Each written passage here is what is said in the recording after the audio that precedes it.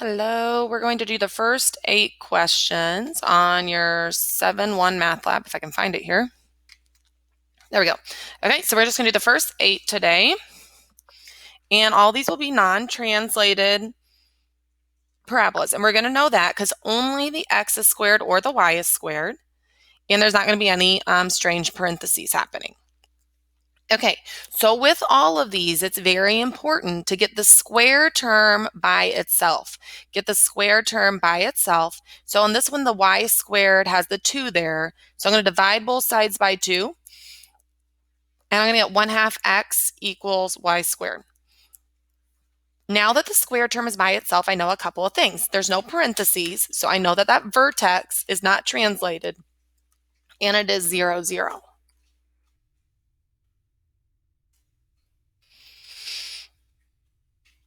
Okay, I also know that the y is squared. So since the y is squared, it's going to be either a c or backward c.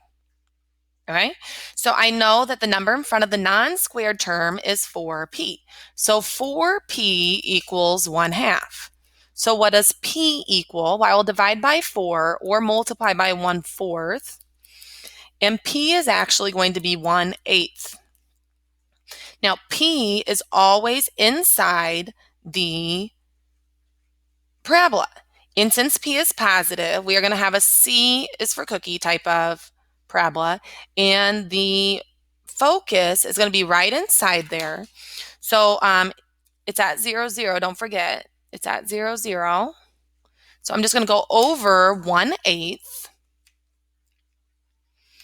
Over 1/8. And it is up 0. Okay, where will the directrix be? The directrix, remember, is the same distance away from the vertex, but it's the opposite direction. So it's going to be over here, and that's going to be x equals a number, and it's on the other side of 0, so it is negative 1/8. And now we got to find a graph. Let's see what we got here. Okay, so we're looking for the C graph. So it has to be at 0, 0. So it's going to be either C or D. So then we need to find a point to help us. And if you see here, 16 is a good point to pick. 16 for X looks like it's 2 here, and it looks like it's nope, it's going by 2. So 16, 4 maybe, or 16 a little bit more than 2. So let's see what happens if X equals 16. X equals 16. 16 equals 2y squared. Divide by 2, that's 8. 8 equals y squared. Square root of 8. Type in my calculator, square root of 8, and I'm looking at it like 2.8. So y should be 2.8 when x is 16. So my answer is going to be C. Okay? All right, now let's try this one. This time, they told me 2 points. They told me that the focus is at 0, negative square root of 7. So I'm going to type in square root of 7, and that's about 2.6, okay? So the focus is here. That's the focus, and the directrix is here. Remember, the focus has to be inside the parabola, so it's going to be frowning, and it's going to be in the x direction. So the x is going to be squared. P is going to be negative. So since P is negative, 4P is also going to be negative. That's the square root of 7. And this is the square root of 7. 4p is 4 times the square root of 7, but it is negative. X is squared, negative 4 root 7. Okay, now is the y squared? No. For parabolas, only either the x or the y is squared. So it can't be this. This is going to be circles we're going to talk about later. This is going to be D. Okay. Now we're just going to graph x is squared, which means it's going to be smiling or frowning. 4p is going to be 4, which means P is 1. Now, they didn't give me a focus on any of these, so that actually is not going to help me. But it does help me a little bit. Because P is positive, it's going to be smiling. It's going to be a smiling one. So I can get rid of A and B. P is positive. It's going to be smiling. Okay. And now let's just pick a point to see if it's going to be really narrow or if it's going to be really wide. If you want to pick, yeah, let's just pick 2. Pick 2 for X. Can you see that? 2 for X. If X equals 2, then 2 squared equals 4Y. That's 4 equals 4Y. And Y equals 1. If X is 2, Y is 1. Is it this guy or is it this guy? The answer is D as in dog. It's got to be D. Okay. Here we go. X is squared, so it's smiling or frowning. 4P is 16, which means it's positive, so it's going to be smiling. And P is going to be 4 after you divide. So the vertex is not moved anywhere. These are all at 0, 0 today because there's no parentheses. We already said it's going to be smiling.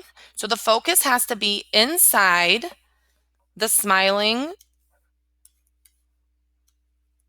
parabola. So I'm going to go up 4, and that's where my focus is going to be. So that point is over 0, up 4.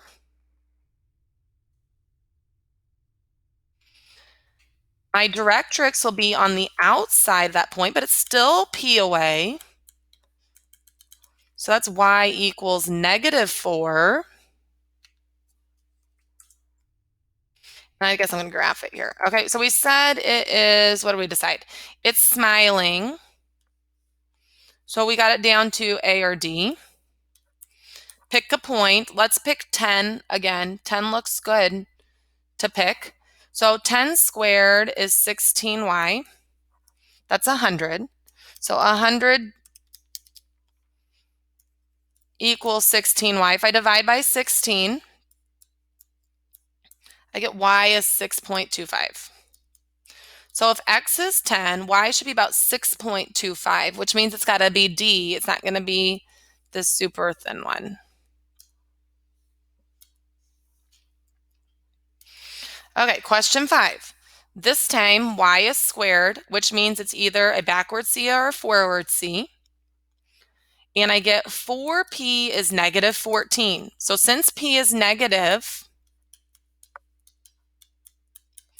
it's going to be a backward C. The vertex is at 0, 0, because all of these are not translated. The focus has to be on the inside. If it's at 0, 0, the focus has to be on the inside. -7 has like -3.5, but they do want a fraction. So it's going to be at -7 over, -7 over 2, 0. And then the directrix will be X equals, and we're going to go the other way, 3.5 or 7 over 2. So that's X equals +7 over 2. Now I just got to find the right graph. So we're looking for a backwards C. Let's see what we got here. Backwards C. Only one choice, right? It has to be B. Easy. Okay, now this one looks a little different. And they're going to start to look like this because they're going to put 0 on one side on a lot of these. So you're just going to get the square term by itself, and you'll get X squared equals 12Y. So that means it's going to be smiling. Okay, don't forget 4P is the number in front of the Y, so that's 12, and P is going to be 3 after you divide. So the vertex is going to be 0, 0. Focus has to be inside of our smiling parabola that's not moved. So once the vertex is at 0, 0, I got to go up for the focus. Got to go up 3. So that's going to be over 0, up 3.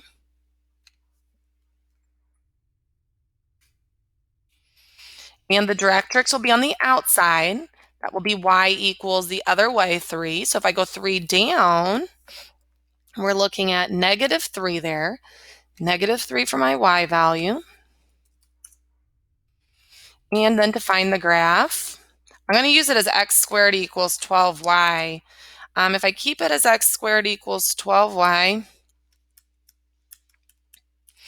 and what did we say it was? It was smiling, right? So we got B or D. Okay, let's plug in. 10 is a good one to plug in. 100 equals 12y. 100 divided by 12 will be 8.3 repeating. So y is 8 1/3. 10, 8 1/3. It's got to be D. It's got to be D. It tends to be these wider ones I'm noticing. Okay, this time we're finding the equation. They tell me that the vertex is at 0, 0, and the focus is at -3, 0. That's the focus. The focus has to be inside, so we know that it's going to go this way, which means that it's going to be a y squared. And this also tells me what p is. P is going to be -3. So y squared is going to be 4px. 4p is it'll be 4 times -3, excuse me, which is -12. So it'll be y squared equals -12x. Now, I think standard form means they want us to get it equal to 0. So I think what we're going to do, I'm not sure. Y squared is -12x is the answer, but I think they want us to get 0 on one side. So I think they want us to say y squared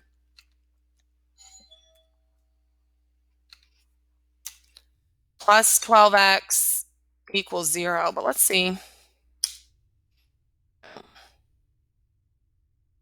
Maybe they want y squared equals -12x.